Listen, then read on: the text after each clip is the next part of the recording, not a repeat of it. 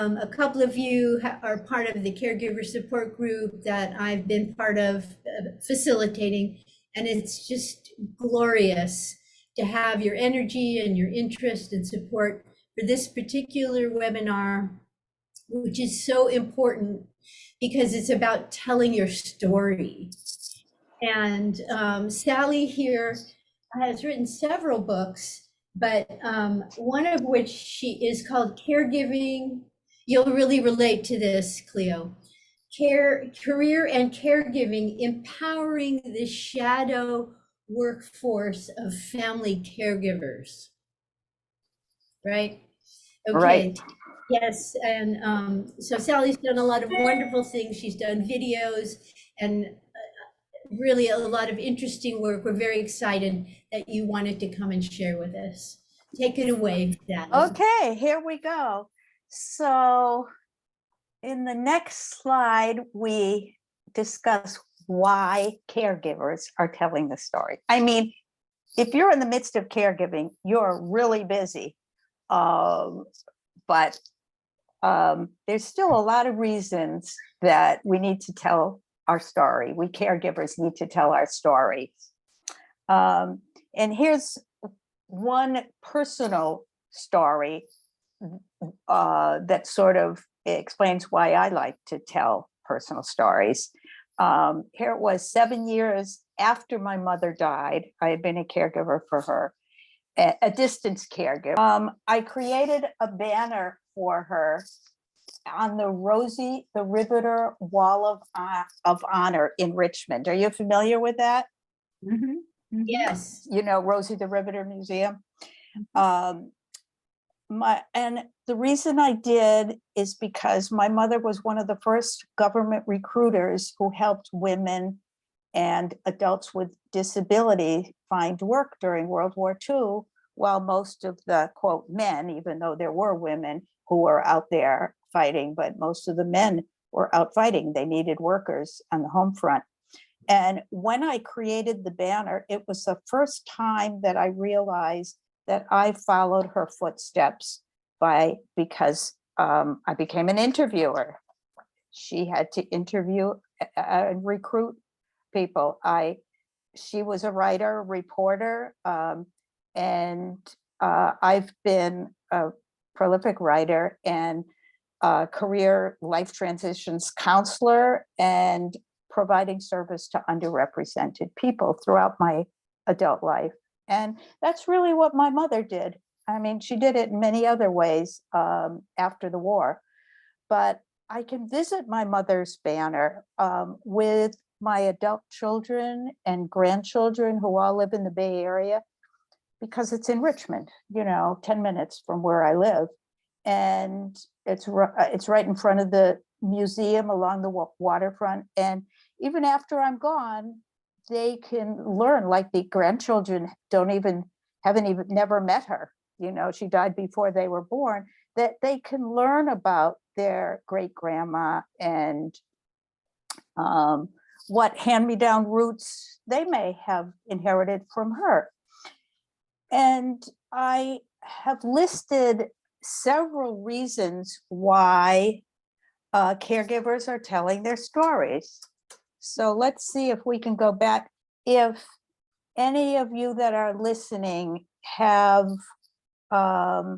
told your story in any way.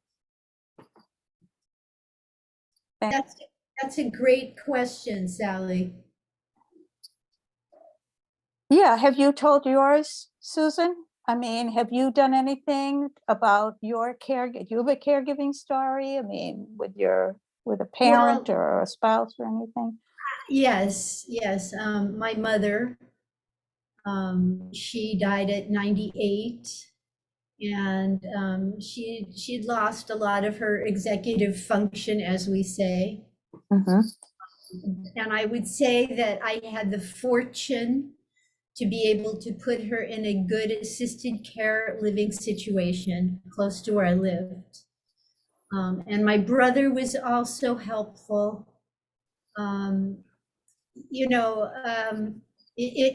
a way in which it does come naturally to take care of one's loved ones. Yeah. But I think living with your loved one is a really different story. Yeah, it does make a difference. You're right.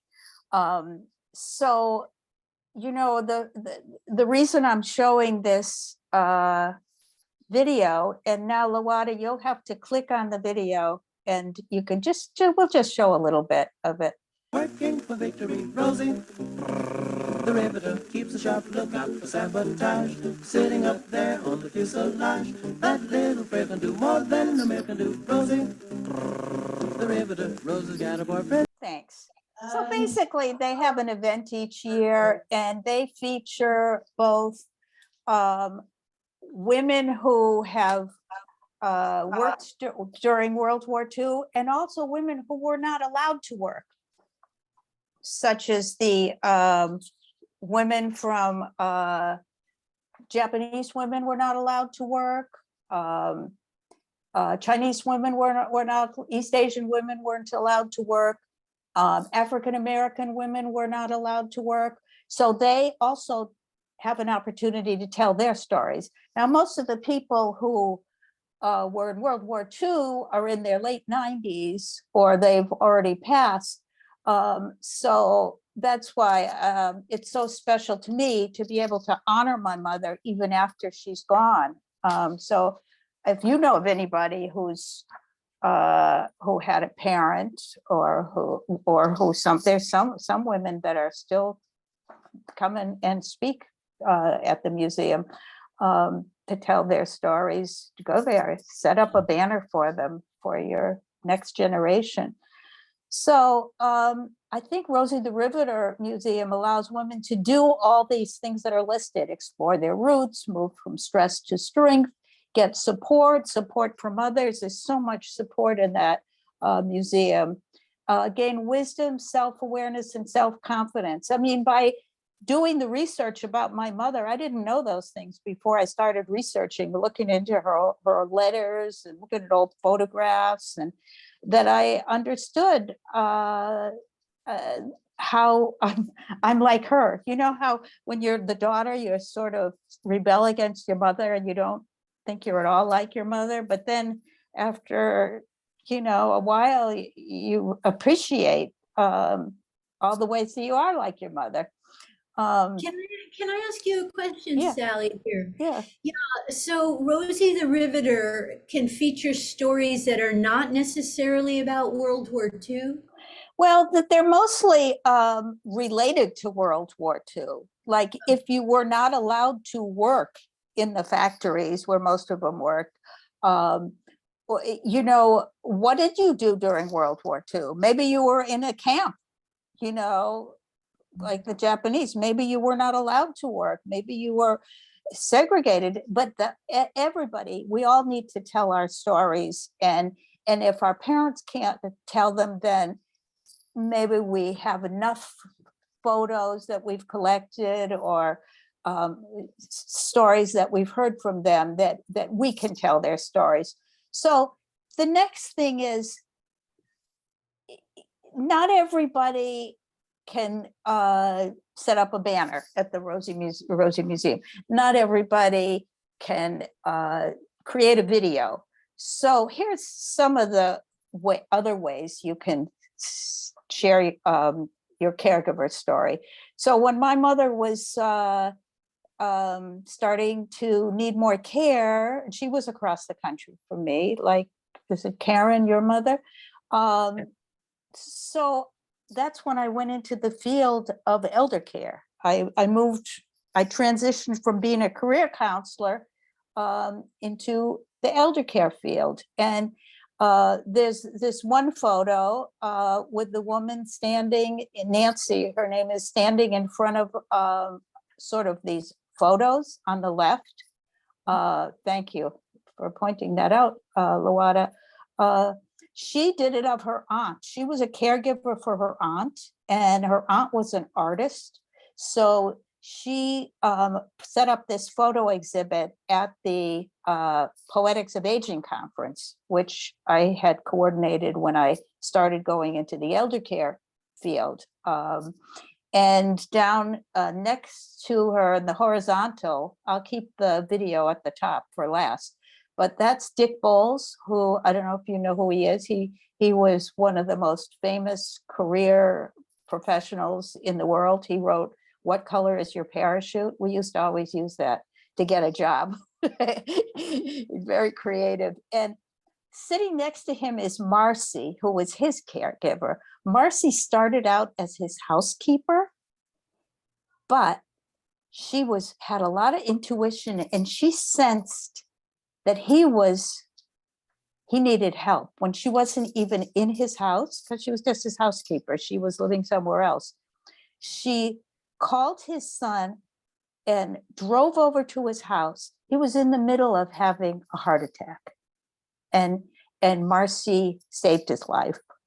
And this picture here shows she always went with him everywhere. And so even after he recovered and he continued on doing a lot of presentations all over the country for many years, but she was always with him as his caregiver, or as I prefer to say, care partner.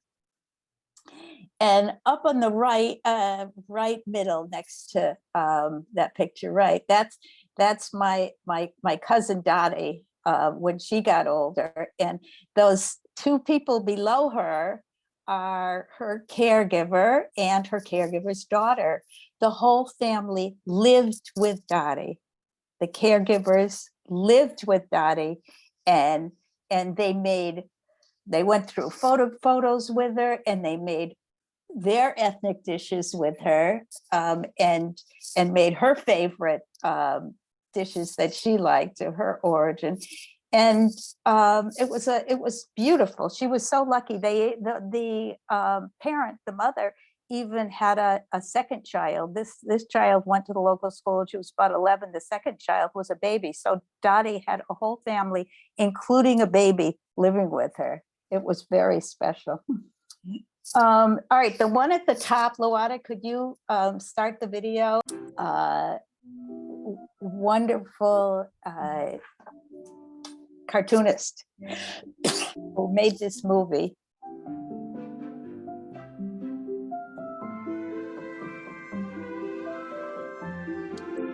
This is a trailer.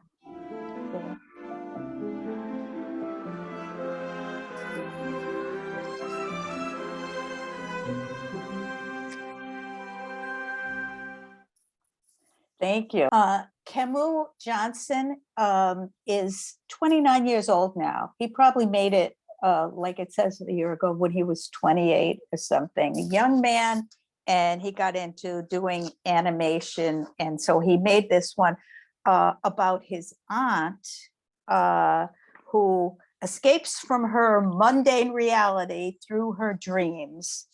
And her great nephew helps connect her with what she's missing. So he was her caregiver. Next question is, when are caregivers telling their stories? So for some of us, with me, it was about 10 years ago that I was caring for my mother, and by distance. And some of us on this conversation are caring for their loved one now.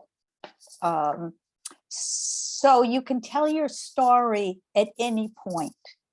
When you're preparing for caregiving, when you're in the midst of caregiving, you're recovering from caregiving. I was in the midst of caregiving when I wrote my book, Career in Caregiving, but I was pretty busy because I also had work. And then I was visiting my mother. So I got about 17 contributors, and most of them are counselors and other caring professionals, career counselors, career coaches, and professional caregivers. And some of them, all of them had taken care of somebody, and some of them were care receivers. In the upper right-hand corner, you see the flowers. That's Gail Liebhauer, who was both a caregiver and a care receiver. She had been a career counselor caring for others at Harvard University. And then she became a care receiver because she had a tumor in her brain. She had to have an operation. Now it's about 20 years later. She's around 70 and she's serving as an independent career consultant and has turned to art to maintain balance in her work and life. Like Nancy, who I showed you previously, her aunt had been an artist. Gail is a lovely artist and has shown her things at exhibits. And on the right, you see sort of these mountains with clouds above them. That's Dr. Lynn Joseph, who's a psychologist who counsels job seekers, and she wrote a book about job loss recovery, which is something that many caregivers are dealing with. And when I was helping my mother move from her home of 40 years to hundreds of miles away to live with my brothers and their retired wives who could help her more than I could on a day-to-day basis, she moved to an elder community in Florida. I asked Lynn to create a meditation tape on emotional renewal for caregivers. And she has a beautiful harpist accompanying her voice. And I have the references for all these things that I'm talking about in the slide. So at the end, I have a whole list of resources with links to how you can get them. But I actually, when I moved my mother and it was in winter, there was snow and ice on the ground. And I would jog every morning just to maintain sanity at about 7 a.m. before she woke up. And I'd also listen to Lynn's audio recording to both in the early morning and late at night after we were all at bed, just to center myself and get peace of mind. And the last one, this lower left, which this is like a singing bowl. This is Marilyn Harriman, who had been, they all contributed to the book. And that's why I'm bringing them out. Marilyn Harriman had been the head of school counselors in Oakland, and she cared first for her sister who had an intellectual disability, and later for her husband who retired in his mid-50s. He had heart challenges. Mike he still plays the cello. Marilyn plays the piano, and she's still really active with school counselors, very active in the state politically. And she wrote a chapter in my book on the meditative and relaxation value of a 20-minute sound bath. Let's go to the next slide. What are the possible benefits of telling your story? So here are a few benefits. I'm going to give a personal example. When I was caring for my mother, I changed my career from being a career counselor to becoming an activity professional in assisted and long-term care communities. She was now in a graduated community, an assisted living community. I wanted to learn about it, and I wanted to understand, what these communities were about, the good, the bad, and how, they could be of value to people who needed extra support at that time of their life. And eventually I became a regional director of engagement and education, and then a consultant to assisted living communities throughout the country. And then when the pandemic came, I didn't want to go into the communities. It was dangerous. Too many people were getting the COVID and other related illnesses. And I'm, not a chicken myself. So I wanted to do more online. So, the first thing I mentioned here on the slide is increase your physical, spiritual, and emotional strength and flexibility. And as a career counselor, I understood how to identify my strengths. And one of my strengths is creativity. And I personally love appealing to the multi-senses, both my own and sharing them with other people. That's why I'm throwing all these pictures and videos and including the slideshow, because I think we learn better, not just listening to somebody or through a discussion, but also by looking at pictures and videos. And I mean, in the communities I used to share, with the elders, different foods and tastes, and talk about our cultural recipes. And I'm also an educator. If you can identify what your strengths are, then, even, I don't know if you have any background in psychology, and if you don't, find somebody who does, a counselor, or you can call me and I can help you, because I'm a part introvert and part extrovert. So when I'm used to being with people a lot, like when I was in the communities, but during COVID, I've spent a lot of time by myself, and it's okay. I'm learning how to balance the half and half. And when you're a caregiver, a lot of times you're isolated with your loved one, and it's helpful to, if, like, I think many people on this conversation are in a caregiver support group. Yeah. That's really, really good. Because you have a group that you can that you have something in common. You either are or have been a caregiver.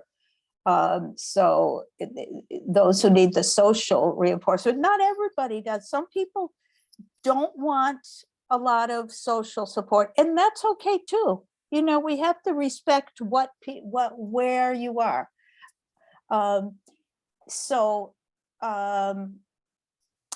I'd like to go to this particular little film, but before we do, just before the pandemic, I interviewed Rita Abrams, who is now in her 70s. She's a songwriter and musical theater producer, and she just wrote the nationwide famous song Mill Valley.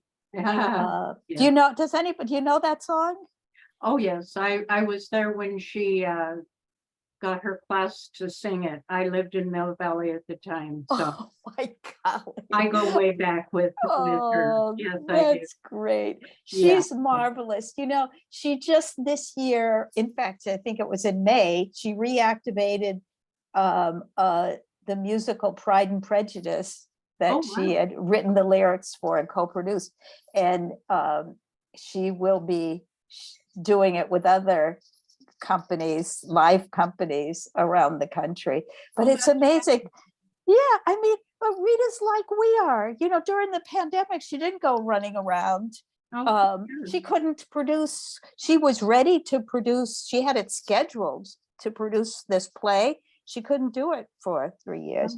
But I'm mentioning it because she had been a kindergarten teacher, as Karen, in Mill Valley, and a teacher is a professional caregiver. that's right. So some of us are private caregivers with our family, and some of us are professional caregivers or want to do that for our work. Yes. So maybe you could show that for a second, Luana.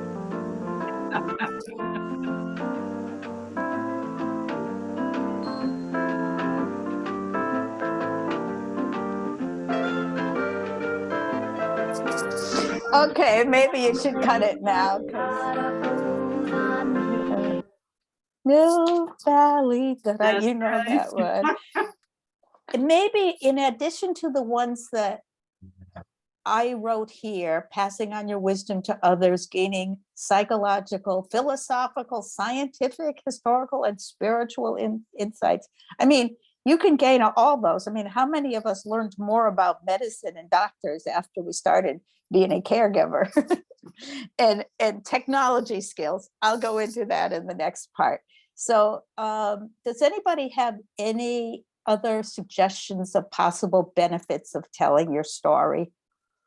You know, I wanted to say, Sally, that as you've been talking, for some reason, the idea of telling your care partner, your mother's story, your husband's story, Yes, the story of the person you're taking care of, that struck me as something that could be so healing and yes, so beautiful. yeah, I just am yeah, yeah, really with that idea of yeah. telling their story. Yeah, yeah, it could be theirs. And that's what like Kim's daughter did. In a way, she told her mother's story, but she made it fictionalized and she changed the characters so they're not exactly the same, because sometimes you want to protect the confidentiality of the person if you're going to share it with other people. So um, and also it's how it affected you. So you might Yeah. tell a story about your mother, but what really struck me is how much I found out I was like her. And then I was so happy to be able to make that Rosie the Riveter, display so that my descendants, my grandchildren and adult children could uh, learn more about her. So let's go on to the next slide. Sally, I wanted to add something before we Yeah, move on, and you yeah. may touch on it later. But I've been facilitating the caregiver Zoom group for 3 years now. Mhm. We have many members, Theo being one of them, that have been through almost the duration.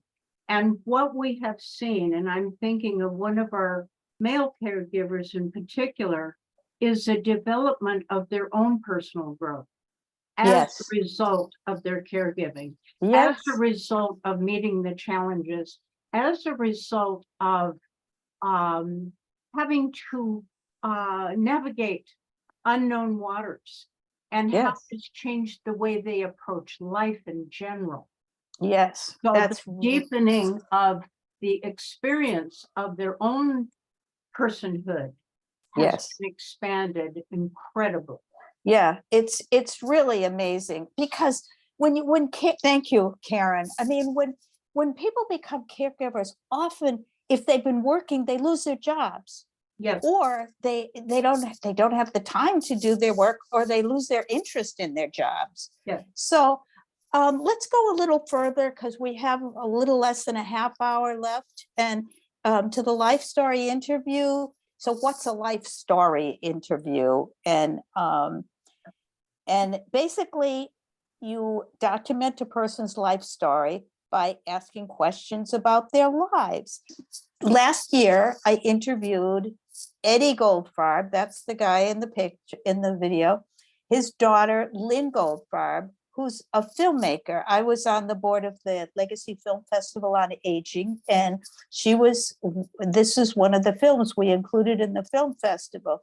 So when she became a caregiver for her father, she directed this short documentary about her father, who was a 100-year-old toy inventor.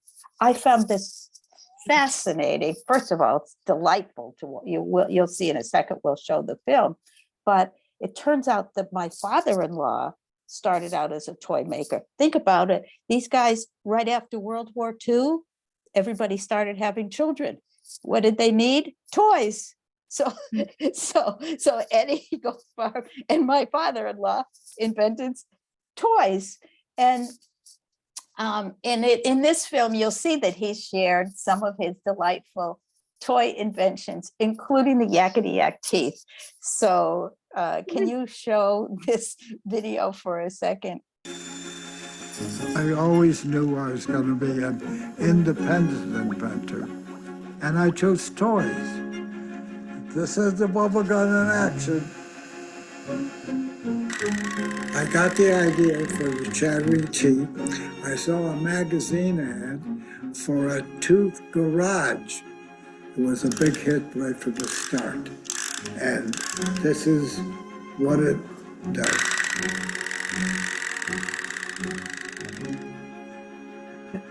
When I first get an idea of something, I visualize how I'm going to build it step by step.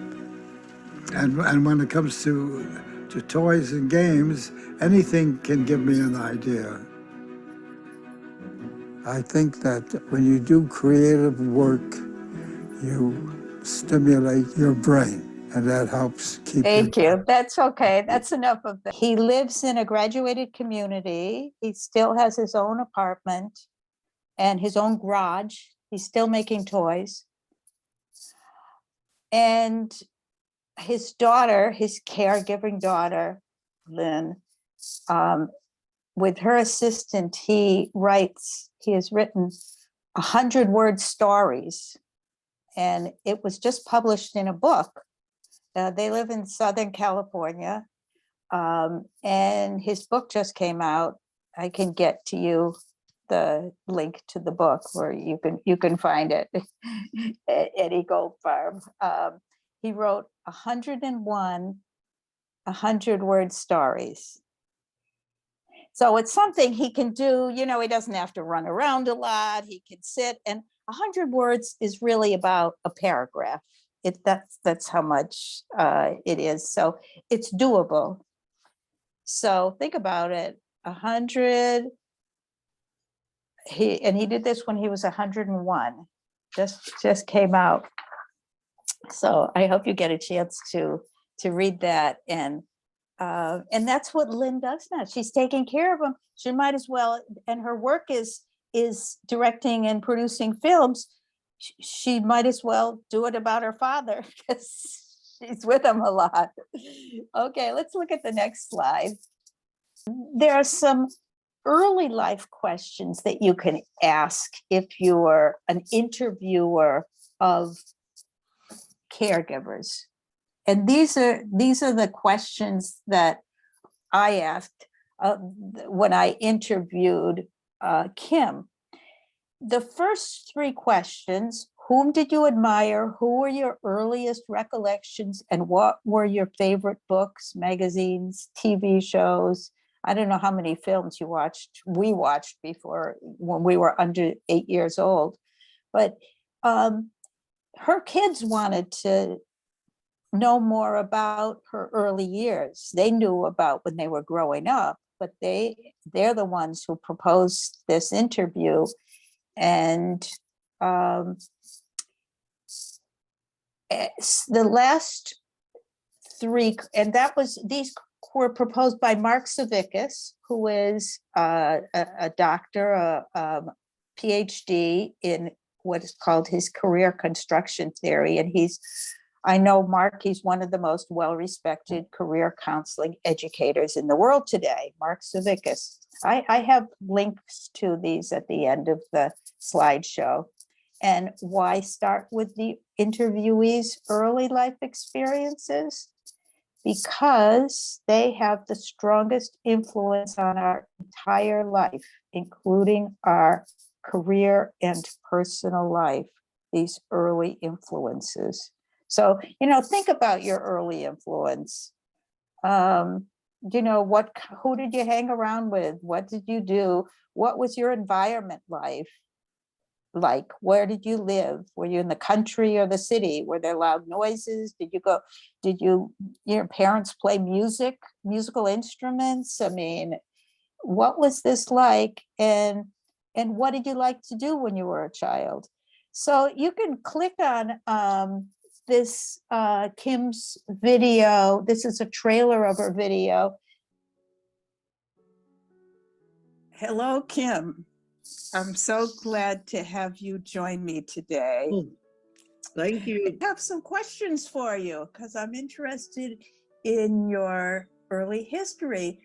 Could you describe your childhood, maybe under the age of 8 or 10? Yes, under 10 years old. And the one I most remember is when it happened when I'm about 5 or 6 years old. I was born in Saigon. Right now they call the city or thành phố Hồ Chí Minh. Where I born is the first district of the Vietnam, of the Saigon. Yeah, very nice neighborhood. The French school for the girls there. And then public school for the good students, and then surround a lot of school. And then my parents' home, I live with my parents' home in the front street of they call a strip of the commercial area. So we have my father, my parent have the store, furniture store. We selling furniture store right at the front strip. I am very stubborn. When I 8 years old, I just tell you, we with my friends, we play hide and seek, and we so have fun. But my mother want 8 years at 8 o'clock you have to go home and rest because it's too dark now. You may fall down or you may injure something. So she just want me to go home. I cannot sleep at 8 o'clock while my friends still play outside, but I have to go home. Yeah, I sit on my bed.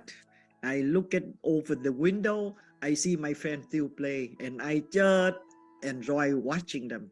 I don't stand down. I don't lie down. I don't sleep. My mother sitting there watch me, and then until maybe 1-2 hours, all the boy, the girl left. They're home, empty in the front, quiet, and then I put my curtain down, and then I lie down. I sleep. I watch my mother still watching me. You know, they all good kid. We really cannot ask more. It's more than my dream. I never dreamed that much. Yeah, I never dreamed that much. But the kid they give us really, I'm so proud of all of them. They become the good person, and then they have the good attitude with everyone. Yeah. So one thing that I always tell them, you always have to be grateful what you have now. Yeah, always. And always you remember you have to take care of yourself first. You're happy, but you always take care the people surrounding you, because surrounding you, they happy, you happy. Thank you. Okay, so we can get out of that film, and so I'm going to ask you if you have. Oh, by the way, this was just a trailer. So when she's talking about her adult children. You know, it's just a compilation of from a longer interview. In the next slide, there are also later life questions that you can ask. So these are typical kind of questions you ask people that are in work transition. Where are you now in your life, your work? Are you working? Do you have a job? Are you a parent? Are your kids in the house, grandkids, whatever? Where are you going? What are your future intentions? I don't say goals, because at a certain age, we never know how long we're going to live. So call it an intention. You're exploring. It doesn't have to be final. It's not like either you reach your goal of whatever, making your fortune or whatever your goal is, or you fail. That's not what it is. It's what kind of intentions do you have? What ideas do you have? What do you want to do before you die? And how are you going to get there? You know, what steps? Well, this next video clip we're going to watch is about Jean-Pierre Regis, who 75-year-old mother got fired without cause from her lifelong job as a hotel housekeeper. And so her film, I mean, she gave everything so her son could go to college, and he became a filmmaker. And he asked her, well, he's her caregiver, what would you like to do before you die? And which is a great later life question. Think about it yourself. And he documents both the ageism and despair in her struggle to find another job. And after hearing her response, he takes her on a bucket list adventure.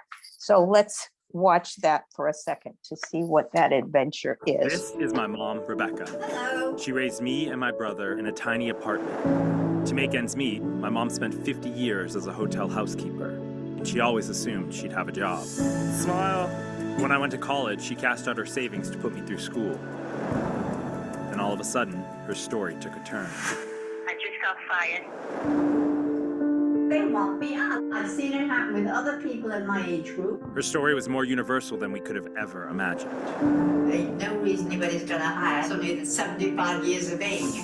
I want you to write out a list of all the things you could never do, kind of like a bucket list, and I want to do them. I couldn't get my mom a job, but what I could do was tell her story. Mom, you are on the homepage of USA Today. Hello from Sri Lanka. Sri Lanka, India, China, Argentina, reaching out, understanding the story. One of the great joys of being a mother is to see love come out in simple ways. 77! You have one chance at life. For God's sake, live it the way that makes you comfortable. Let's see your best hip-hop move. It doesn't matter what anybody else thinks. This is your life. Thank you. So I have one more film to show you, film clip to show you in the next one. So, and that was great, that other one, because he got a chance, the caregiver got a chance to have fun with his mother, with the cared for. They became, again, care partners. All right, so the last one is, when do you end a life story interview? And here is where everybody right now on this call, or anybody who listens to this podcast in the future, can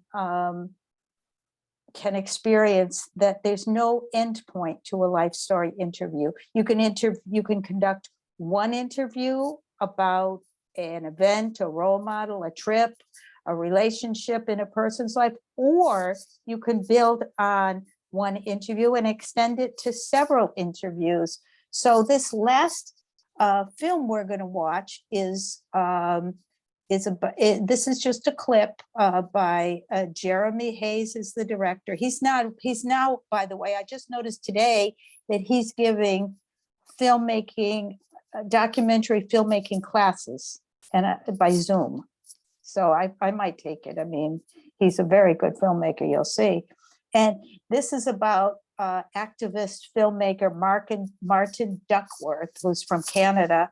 And he has devoted his life to peace and justice, but now he's put down his camera to fight for the most important cause he has ever faced, caring for his wife, Audrey Schirmer, who's going through the final stages of Alzheimer's. And it's really about his journey. So let's watch it. It was the Vietnam War that brought us together. 1971. That's how we met. Her political positions immediately impressed me. I was there with my camera, and Audrey was there with her camera. We were very close from the very beginning.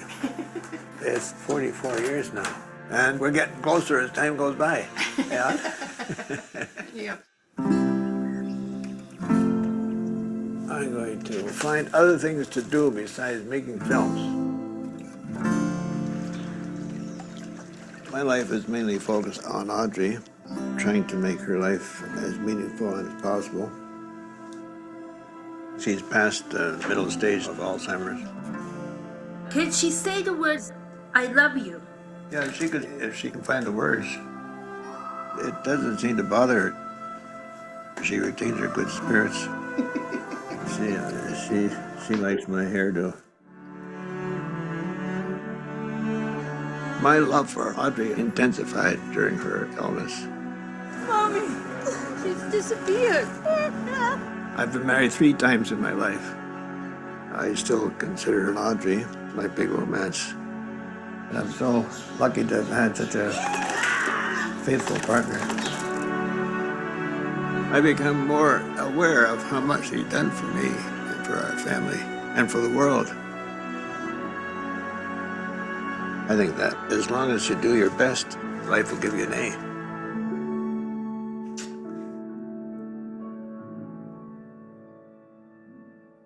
Thank you. Okay, and I have a link to this if you want to watch it. I think it's on one of the streaming stations, one of the streaming movie stations. So I'm gonna end this presentation. You can ask questions afterwards, but I just want to end with a quote. Here's what I wrote in my career and caregiving book. Career is a course or passage through life. If we think of the role of caregiver as the designated driver on a life journey that can take one in many directions rather than as one road, then the role of family caregivers becomes richer, more variable, and open to exploration of alternative decision-making options. So we're the drivers in the driver's seat, and there's a lot of different ways we can have that experience before, during, and after being a caregiver. If you want to reach me, you can contact me at sgelardin@gmail.com, and or you can go to my website, sallygelardin.com/contact, and fill in the form. Now I want to ask you, do you have any thoughts after watching that film, of maybe sharing that film with your loved one or in the group, in your support group? And because every single time I watch that trailer, I have tears in my eyes. Did that happen to you? Yeah. And what else? Did you like the way the film was made, where they kept on doing flashbacks? It's possible we can do that, because what I did in that little film with Kim was that I researched on the internet the places where she had taught, like those girls' schools at the beginning, the fancy girls' school. Somebody watched that flick and they said, oh, did she live in that wealthy neighborhood with all those fancy schools? No, she didn't live there. She went to school there because her parents valued education so much that, and she was smart, so she always did well, and so she got a scholarship to go to that school, and then she later became a teacher there. I mean, there's so many questions, and then you can ask among your group, oh, do you have any stories of immigration in your group? Did your parent come into this country, or did they move to another state, or what's their story, and what's your story? I mean, some of us have the distance caregivers, and some of it. So there's many questions that you can ask. What books have you read that relate to caregiving, or say to Dear Audrey, that movie? Or you can go to the filmmaker's website and you may see activities that can relate to the movie. So we're sort of heading towards the end of this, but I just want to give you another, I don't know if I put it in my list of references, but you can go to marinactivitypro.com, MARIN activitypro.com, and then you can do /blog, and I wrote over 65 blog posts about intergenerational activities related to film, like I included one about Dear Audrey, and related to film, mostly film and music and other arts, and how you can do activity. You can read the blog, click on links, and you can do activities related to them.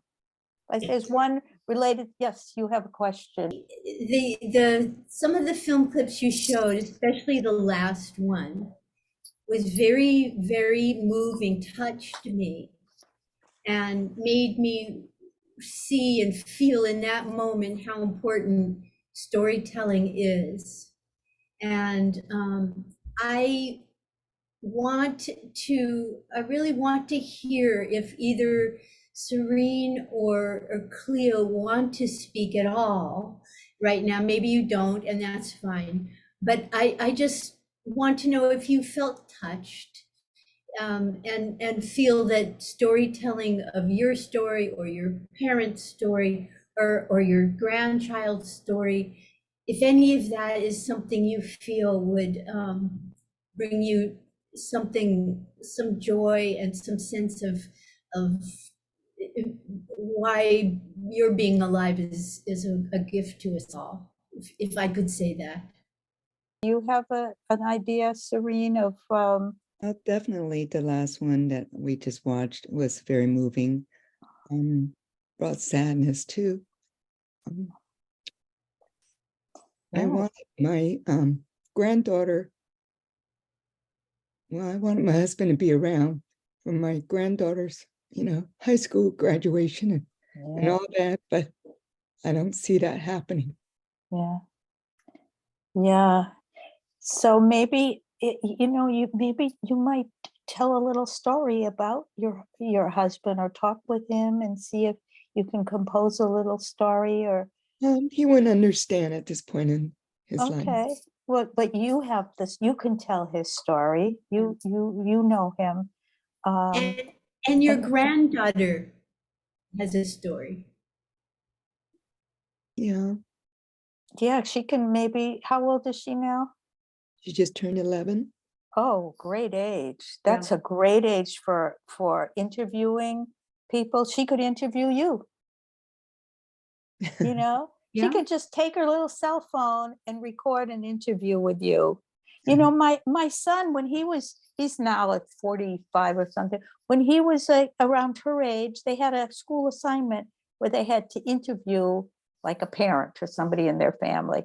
And he interviewed me, and I still have it. My husband videoed it, and it's great, to record that.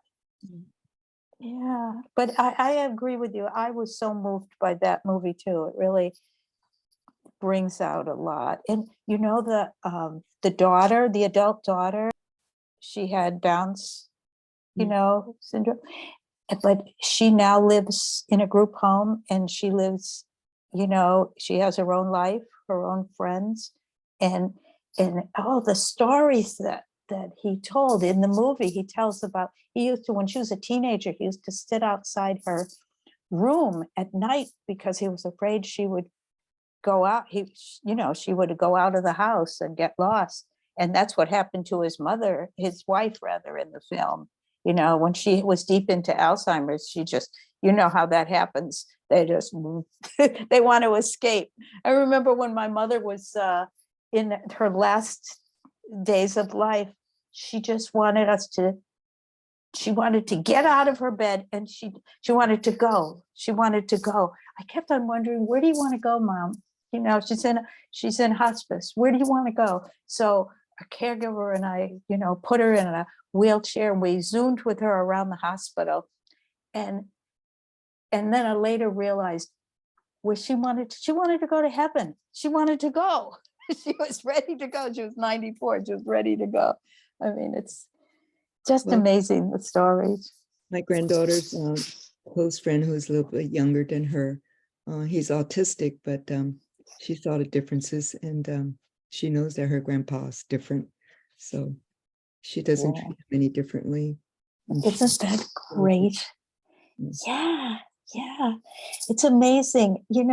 My father was, for 10 years, my mother took care of him. He had a stroke, and my kids weren't frightened of him when they were little kids.